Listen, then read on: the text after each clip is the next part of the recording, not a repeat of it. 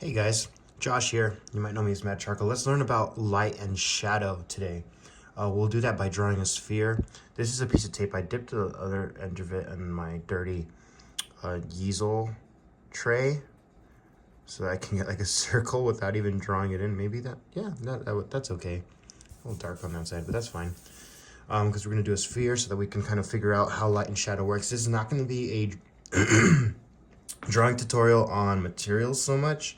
It's going to be more so how light and shadow work, so it'll help you with your drawing in general, realism, understanding how light works. Yeah, we'll just kind of fill in those spots that are not exactly filled in. There we go. We have a circle there. So we're going to make this circle into a sphere, and I'll start to trace out like where the shadow is going to be, depending on the angle. We'll just do this angle, like a little bit of a top-down angle. Sometimes people draw the sphere with a very thin shadow, kind of coming across that way. Usually that's because you're more in line with the sphere at like eye level, but this is going to be like top-down almost. Not a little bit more top-down than usual. All right, we've got the shadow decently placed. Now we have both those places. Let's talk about what we're going to do. So this is a normal charcoal pencil. I think if I start with this and draw in, it's going to be a little too scratchy and a little bit too unfilled, I should say. So I'm going to use this piece of compressed charcoal. It's like a chunk of it. I broke it in half because I don't like working with a huge piece. It makes it a lot harder to control. Let's start off with where the shadow is going to be. Our light source, let's say our light source is going to be coming this way and pointing this way. So you can see the bottom of the cone there. So it's on our side of the sphere, but just barely, and it's kind of pointing this way. So let's work with that in mind. Let me adjust this really quick. Okay. I'm gonna label them as we go. The types of light and shadow that we're gonna work with. So I'm just gonna put a little bit of tone down for the whole thing because the shadow is obviously gonna be on this side of the sphere, and the way it wraps around the sphere is gonna be kind of like that. So I'm gonna blend that in with my finger. I'll list all the materials that I use in the description as well. It shouldn't be too many, and I'll talk about them while I pick them up, but this is not gonna be so much about the materials. It's gonna be more so about the way light and shadow works.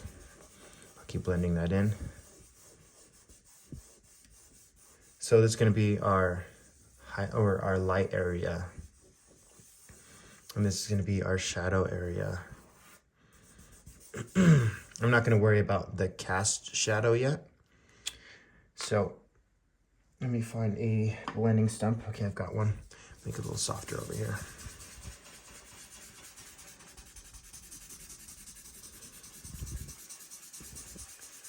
It's important not to go too dark too quickly because then it's hard to reverse and it's hard to adjust it. So I like to develop in layers of charcoal. And I'm trying to go right up to that edge right there. Using the edge over here, it's okay. And I'll use a kneaded eraser. Kind of pull that back. Make sure it's a little cleaner. I'm not a very clean artist, but for this purpose, I think it's better to be a little bit cleaner. Okay, now I can come back in with my charcoal pencil. This is a General's Pencil 2B medium charcoal pencil that I sharpened with a knife. All right, so we'll start over here with the core shadow and kind of make sure that's wrapping around the sphere like this. Like if you had lines on the sphere all going in the same direction, it'd be a lot easier to see the way that the perspective wraps around the sphere. So that's kind of what the shadow is going to follow this way like that. It's not going to be directly in half because then that's going to make it look like a flat circle. Our goal here is to try to make it look like a three-dimensional sphere. It's good to kind of pull up a reference too while you're doing this if you want of spheres. There's a lot of different types. It's easier if you do it in grayscale. If you look at a reference in grayscale, so you don't have to transform the color to lightness and darkness in your mind while you draw. That helps me when I'm working as well. Okay, let's start off with, this is going to be what's called, this whole light area here it's going to be the light area. Actually, let's do that in ink so that it's a little bit easier to see. This is going to be the light area. Light. And then we're going to actually have this like mid-tone right here, which is in between light and shadow, not quite either one. That's half-tone. Or you can call it mid-tone, depending on what part of the world you're from. I'm just kidding. It's whatever you want. I usually call it mid-tone, but some people call it half-tone. And we also have what's called the core shadow.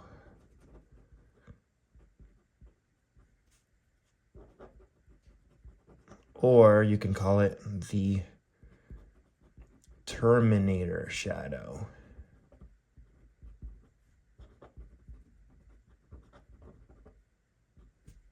And then we'll have the normal part of the shadow,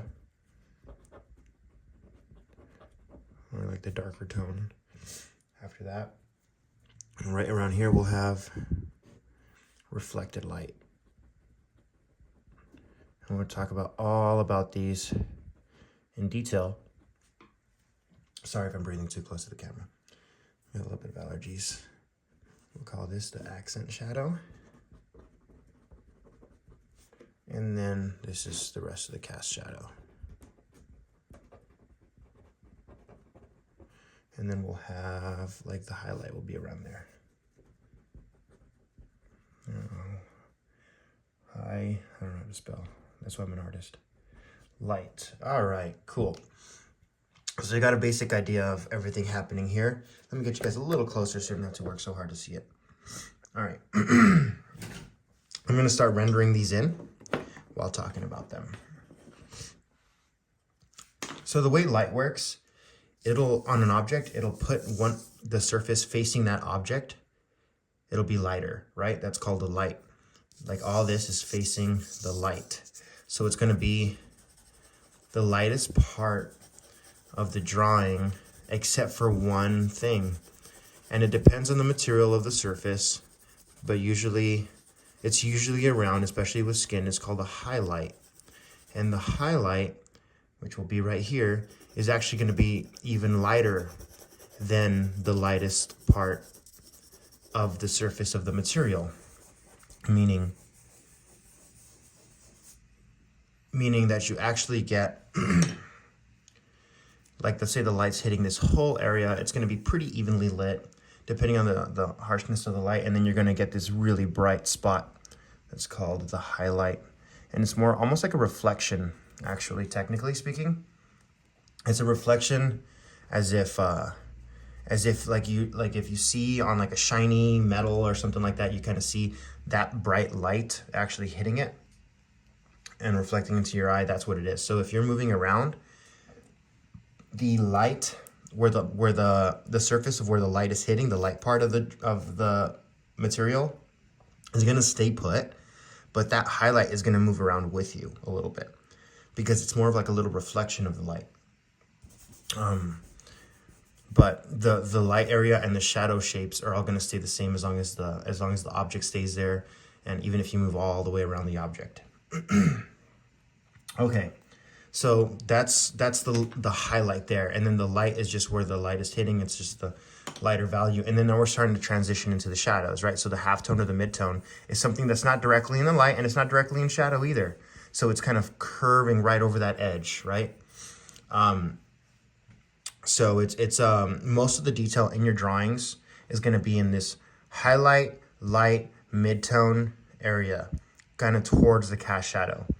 And the reason that is because the human eye wants to work and to see within the light area, because naturally we stay away from darkness. Why do we stay away from darkness? Mentally and physically, it's because we cannot see as much. So our senses are not as strong in that area. We're kind of I don't know how to explain. We just we're not as effective in that. So naturally we want to look in the light areas, and so it's important to keep those light areas nice and detailed. And the shadow areas, you can be a lot more expressive with them and not really worry about all those details. Okay, We've got that. And now, so we're going to talk about the core shadow and the terminator shadow. That's where the light stops hitting. That's the other side of where the light is no longer hitting. And so you're going to have your darkest part of your shadow here on the object, right? Darkest part on the object. The cast shadow is going to be, the cast shadow is going to be something different. So you can darken that. That's most likely going to be the darkest part of your drawing, especially if you're not drawing a cast shadow. Sometimes you don't have cast shadows, but in your drawings. But this is where the light is not hitting, but you're still on the surface of your object. So this is the object. This is the surface as the object is casting the shadow on, right? So we're just talking about the actual object, the sphere here. So this is going to be the darkest part of the object, where the light is not hitting at all. That's why it's called terminator shadow or core shadow. The light finishes. The light ends there. And so you're going to get a nice light to mid-tone or half-tone into the shadow shape here. Notice I'm not making this as dark yet, because this is just going to be your shadow shape. It's going to be not quite as dark as the terminator shadow here, because you're starting to get some reflected light, and it's not quite as far away from the light as you can get angle-wise,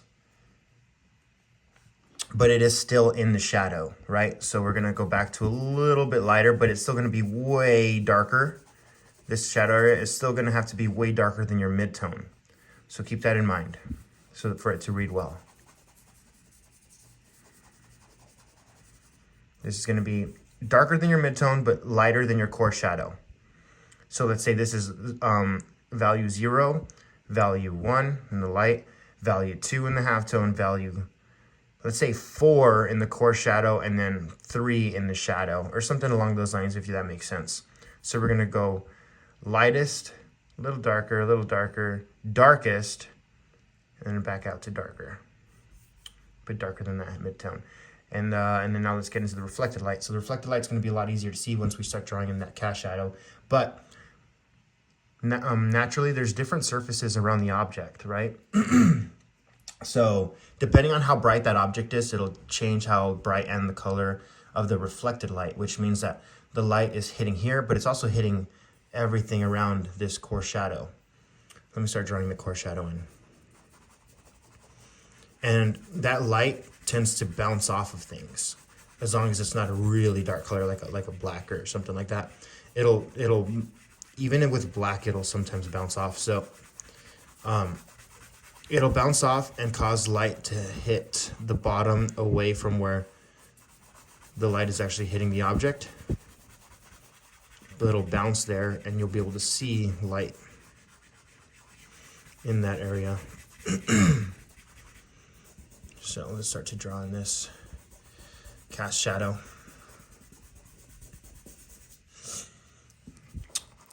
Now, one thing that I see a lot of younger and more inexperienced artists struggle with is making that reflected light believable, because they tend to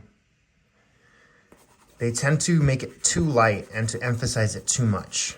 In reality, it's got to be really subtle. So I'm talking like, you know how I talked about the shadow not being as dark as, or being darker than the mid-tone still, but not as dark as the core shadow? You're gonna have to have that same mindset. So what I think is best is that I start to make this whole thing in shadow, and then once it goes too dark, then I'll lighten it a little bit back up with an eraser. That way I'm not making it like as bright as some people do the highlights. I mean, the reflected light is as bright as the highlight, and it'll make your drawing look very unrealistic. So, and amateurish, you know?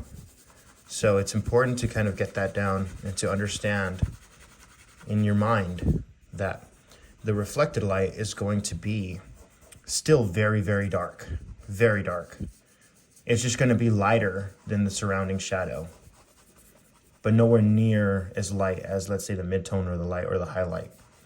But it is going to be lighter than your shadows. So let's see if we can accomplish that with this layering here. I'm gonna try to make this edge be very clear that the cast shadow is starting here. I'm starting to lose the edge a little bit. Yeah, see, I didn't even have to really erase back any of that light, but you can see that there's a little bit of lightness here bouncing off from the brightness around here in this surface.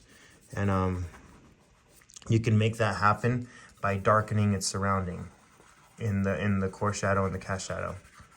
If you darken that, it'll make it a lot more clear that that's the reflected light. Now what we have is also called the accent right here. Let's say it's right there. That's the closest part to the object, but it's still on the cast shadow. It's called the cast shadow because it's casting a shadow. It's not the shadow on the object, but it's the shadow on the surface behind the object from the light. And so the closest part from the object to that where it's touching or where it's almost touching is going to be the darkest naturally because it's going to block the most light.